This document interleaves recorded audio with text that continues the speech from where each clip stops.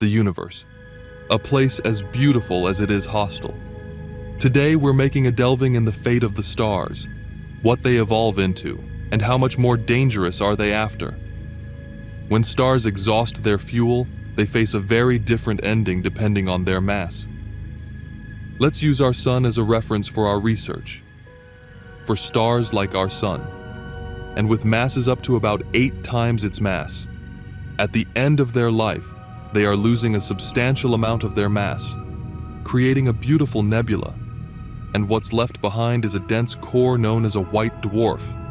How dense? At least 700,000 times denser than the original star. But here's where it gets really interesting. The white dwarf doesn't collapse under its own gravity, even if it's much denser than the original star. Instead, it's supported by something called electron degeneracy pressure.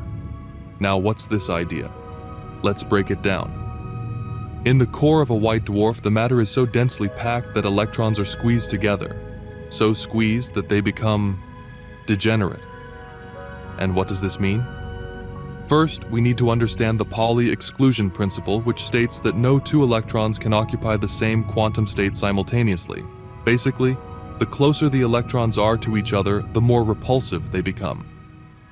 This creates a sort of pressure that keeps electrons from being crushed further.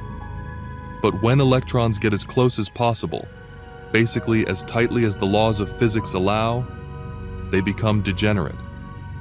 And in this situation, the pressure they generate is maximal.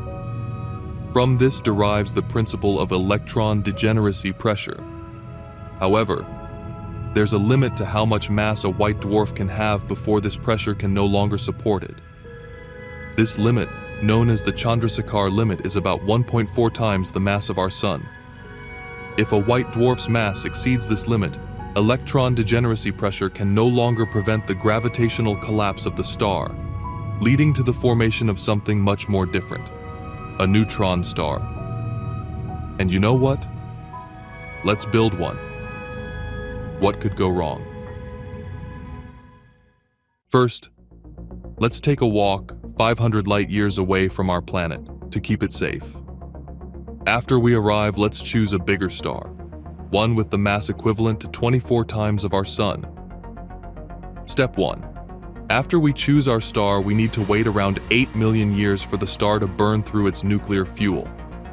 When the fuel is exhausted, gravity takes over, causing the core to collapse. Step 2. As the core collapses, temperatures soar up to 1 million degrees Celsius.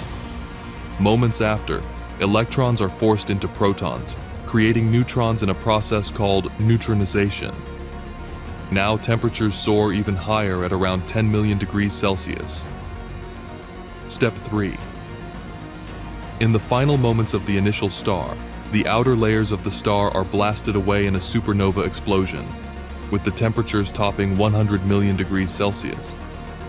The core shrinks to about 20 kilometers in diameter, being at least 4 quadrillion times denser than the original star.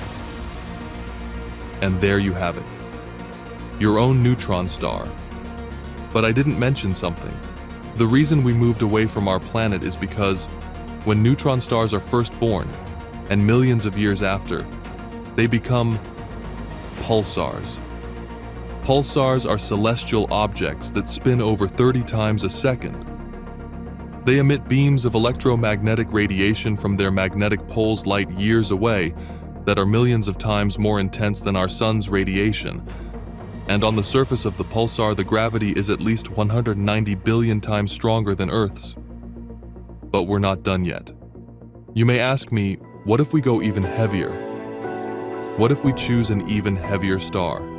Well, when stars over 25 times the mass of our sun run out of fuel, they become something even physics struggle to fully understand.